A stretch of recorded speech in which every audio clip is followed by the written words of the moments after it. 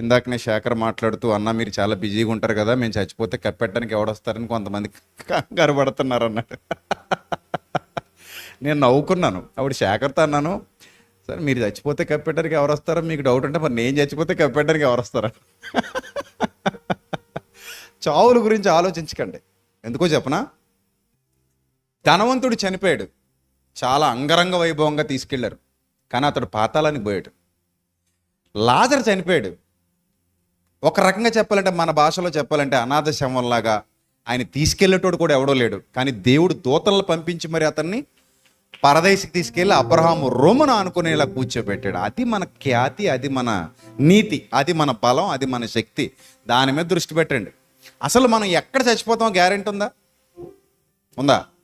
అంటే ఇంట్లో ప్రశాంతంగా మన మంచం మీద మనం చచ్చిపోతామని ఏమైనా రాశాడా దేవుడు?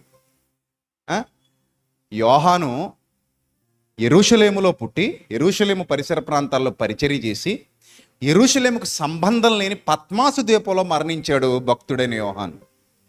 దిక్కులేని చావు చచ్చిపోయాడు యోహాను. సేవ చేస్తూ రోమా ప్రభుత్వం చేత బంధింపబడి పద్మాసు ద్వీపానికి వెళ్ళిపోయి పద్మాసు ద్వీపంలో దిక్కులేని చావు చచ్చిపోయాడు. ఆయనకి తినడానికి తిండిలేదు, కట్టుకోవడానికి బట్టలేదు, ఇల్లు ఉండే పరిస్థితి కాదది. ఒక రకం భయంకరమైన ద్వీపం. ఎండాకాలంలో ఎండ మండిపోతుంది, శీతాకాలంలో చలికి వణికిపోతారు. అలాంటి ప్రమాదకరమైన ద్వీపంలో దిక్కులేని వాడిగా చచ్చిపోయాడు. అక్కడుండి రాశాడు ప్రకటన గ్రంథాన్ని. అదే ఈరోజు మనం చదువుకుంటున్నాం దివ్య గ్రంథంగా, ప్రకటన గ్రంథాన్ని. కాబట్టి ఎప్పుడు కూడా చచ్చిపోతే ఏంటి పరిస్థితి అసలు వద్దు మనకి. ఫ్యూచర్లోకి వెళ్ళకండి. మీరు ఉండాల్సింది ఎక్కడా? ప్రజెంట్లో ఉండండి. ప్రజెంట్లో ఉండండి.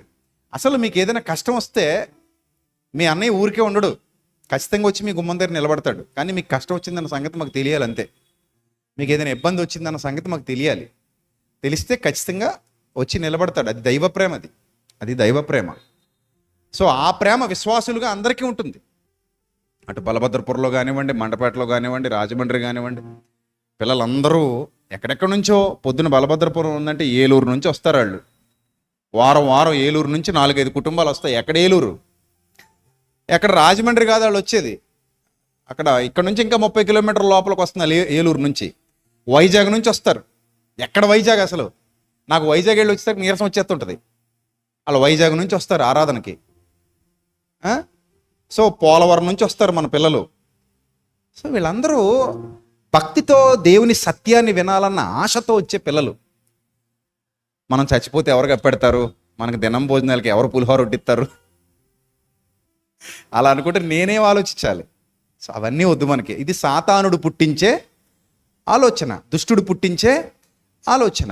మనం ఒక్కటే గుర్తుపెట్టుకోండి, మనం బ్రతికి ఆఖరి క్షణం వరకు ఎవరి కోసం బ్రతకాలి? దేవుని కోసం బ్రతకాలి. ఆఖరి క్షణం వరకు దేవుని కోసం బ్రతికితే ఆ తర్వాత మనం ఈ శరీరాన్ని విడిచిపెట్టి వెళ్ళిపోతాం. దీనికి ఏం జరుగుతుందో కూడా మనకు తెలీదు.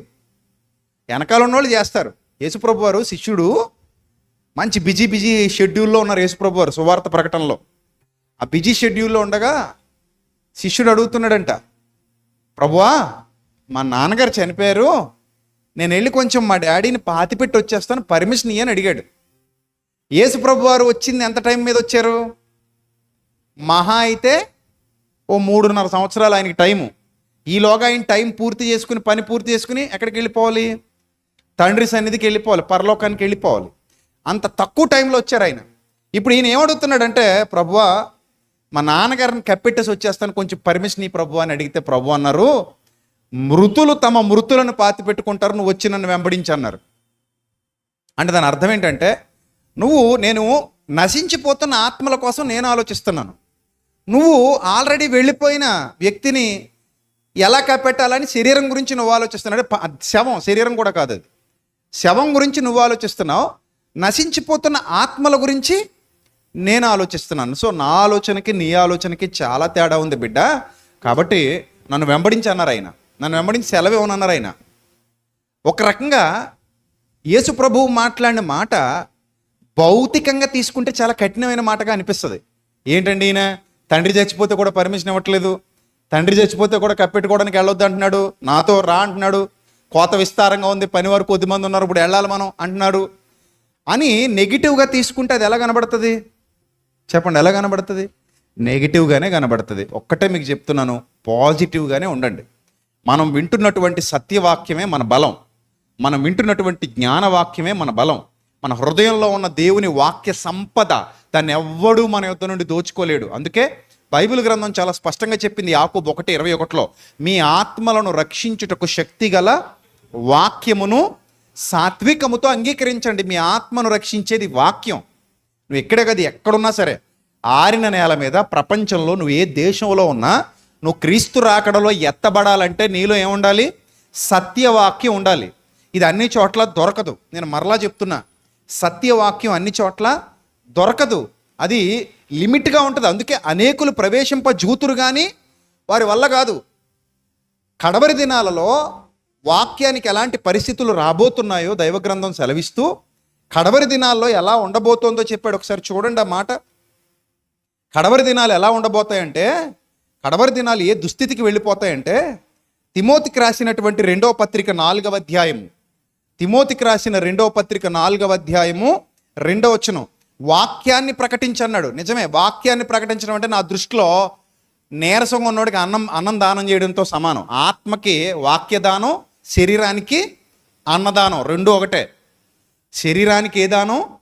అన్నదానం. ఆత్మకి ఏ దానం? వాక్యదానం. అందుకే వాక్యాన్ని ప్రకటించు.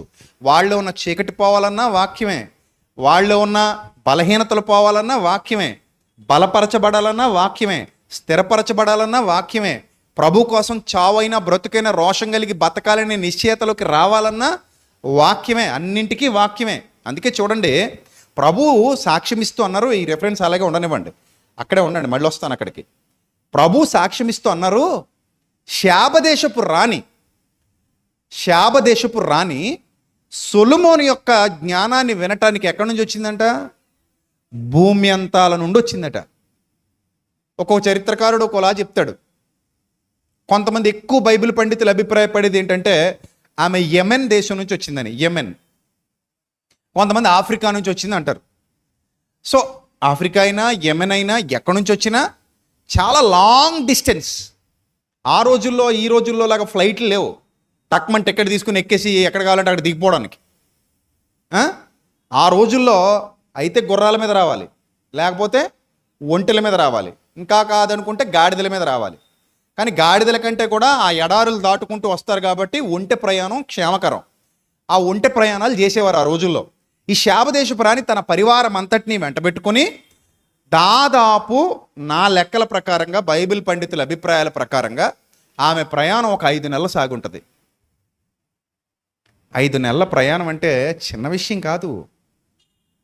రాజ్యాన్ని వదిలేసి